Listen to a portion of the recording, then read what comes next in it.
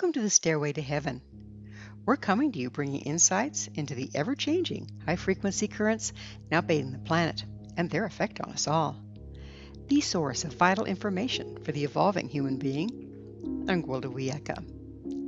Synchronicity, entering the flow of life. All aspects of life work together in perfect flow. Any change in one aspect results in a corresponding counterbalancing change in all the other elements. Balance and counterbalance have been in effect since the dawning of time. This is true across the board, with one major exception: humans. At some point, humans decided not to cooperate with the way life works. Instead, we've endeavored to control it. This approach appeared to work during slower-moving times, but now, as frequency rises and time accelerates, all our controlling constructs are failing. Life is in constant flux and change. While we've been locked down trying to control our environment, life has moved on without us. For instance, let's look at Florida. Homes and cities were built as if nothing would ever change. Then, rather than relocate when flooding became an issue, dikes and huge pumping systems were built to keep the water at bay. Soon, entire communities depended upon man-made dikes to prevent them from going underwater. Now, with normal wear and tear, combined with design flaws and shifting environmental factors, some of these dikes are proving inadequate or unreliable. Combined with global warming and melting ice caps resulting in rising seas, the entire state could be dancing on the brink of disaster. This is just one situation among many that are cropping up faster than we can deal with them as we're confronted with unprecedented change. We used to be able to rely on seasons, weather, water supplies, and everything else remaining within certain parameters. Even social change and technological advancements were somewhat predictable. Now everything is up for grabs, and we can no longer predict and prepare for the future based on the norms of the past. We are, in effect, totally in the dark, with no guidance. Or are we? If all aspects of life work together in perfect flow, it may behoove us to find and re-enter that flow to find safe passage. To do so, one of the first things to bring online is situational awareness. Not only is the flow of life all around us, but it leaves clear evidence of its functioning and the direction through synchronicity. Synchronicity is a concept first introduced by analytical psychologist Carl G. Jung to describe circumstances that appear meaningfully related, yet lack apparent causal connection. Synchronicity, often referred to as coincidence, can provide clear evidence as to the working of the flow of life and our relationship to it. It's unclear if synchronicities are events or our perception of events, but they can be formed by one's strong and clear intent as it moves into the world. Synchronicities create omens that, when properly interpreted, give us inside information as to the flow of life. Following the messages of synchronicity effectively puts us in the flow that will lead through a maze of probabilities to the timeline and set of circumstances which serves our intent. We've all had one of those days where everything seems to go right. For example, I may be out shopping when I pull into the parking lot of a store. Someone's leaving right in front of me, providing the perfect parking space. The things I need are not only there in abundance, but on sale. The lines are full at checkout, but just as I walk up, they open a new register that I walk right into, and so on. On those kind of days, I'm neither rushing nor dragging my feet. It feels more like a beautifully choreographed dance with the flow of life. Like a ballerina moving to the music, leaping into the air, with full faith and trust her partner will be there to catch her as they're dancing to the same melody. One of the things that aligns us with flow is the awareness of it. If I'm having one of those wonderful days, I don't second guess it. I simply take what I need from the shelf and keep moving, rather than wondering why it's on sale, if there's something wrong with it, or if there's a better choice. I remember that I've set my intention to find that very thing, and therefore it's there. I receive it with gratitude and move on. I use situational awareness to recognize a synchronicity my intent has manifested, am grateful for it, and take advantage of it. During the time I might spend second-guessing myself, disregarding the synchronicity, distrusting what I've been given, I pause, step out of the present moment, leave the flow, and miss out on the opening of an additional checkout line. Ancient humans were very proficient in recognizing and using synchronicity. To this day, indigenous practices use the omens and synchronicities provided to read what's happening in the flow of life and cooperate with it. The Australian Aboriginals used to rise each morning giving thanks for the necessities that would be provided for the tribe each day on their trek across the outback.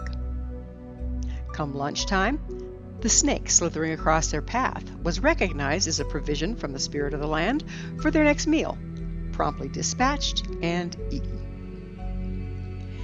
Another practice of the Aboriginals and many other indigenous peoples was dreaming or singing the story of the future they wished to create.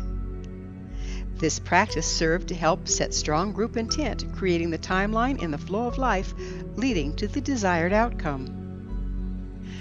Through situational awareness, they would then read the omenology of the synchronicities present and respond accordingly.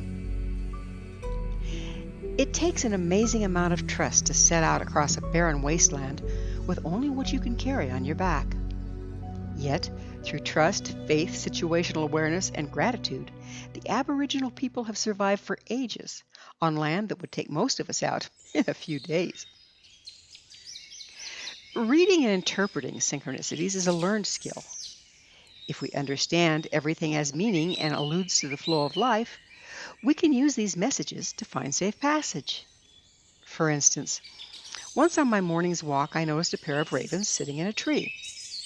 The first thing I did was to take note of what was going through my mind just before the sighting. In this case, I was wondering if I should drive to visit my daughter alone or ask my son to join me. Then I noticed everything I could about how the omen presented. The tree was in the east. The ravens were sitting side by side on the same branch, cawing at me. When I got home, I took out my journal and documented what I was thinking about the time and observed. I looked up raven in a book on animal totems and found it meant strong messages about things not seen. There were 2 ravens cawing. They were in the east, in the place of sunrise and new beginnings, sitting side by side. Referencing this back to what I was thinking at the time, I saw it as a clear and urgent message to not start off on my trip alone, that taking my son would be a better choice. As it turned out, we got a flat tire that my son was able to change and had a lovely family visit, much richer than it would have been without him. For more information on omens, see Stairway to Heaven episode number 32, Signs, Omens, Synchronicities, and Divination. The key to manifestation is conscious, clear intent combined with situational awareness, trust, and gratitude. Clear intent is limited by our lack of self-awareness. When we're not processed and self-aware, most of our intent is unconscious, fear-based, and therefore we unconsciously manifest the path to our fear rather than our desires. Situational awareness is only available in the present moment. Most of us live our lives focused on the way it used to be, longing for the good old days or regretting how we lived them, combined with fear of or plans for the future. To access synchronicity, we must be present to witness it. Entering and taking advantage of the flow requires situational awareness combined with trust in the way life works. Unprocessed trauma compromises our trust and induces fear, taking us out of the present. Gratitude is a huge topic, deserving an episode all its own, but for our purposes here, in the lack of gratitude, we can neither recognize nor receive the gifts being brought to us by the flow. Taking time each morning or evening, preferably both, to list and give gratitude for all your blessings opens your mind to recognize them as they come your way. It opens your heart to receive them. In addition, it helps build trust in the way life works by recognizing all the ways we are truly supported. The only way to live a blessed life is to recognize and be grateful for the blessings.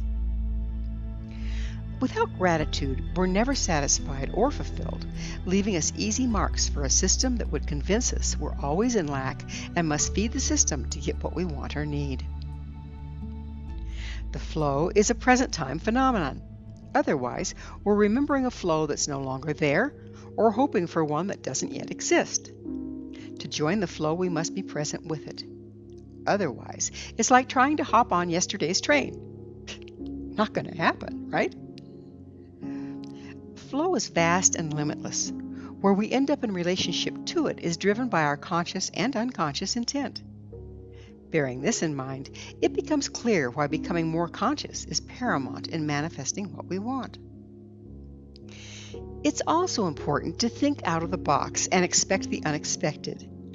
If we trust and have faith in the way life works, we can watch for seemingly obscure provisions that fulfill our intent.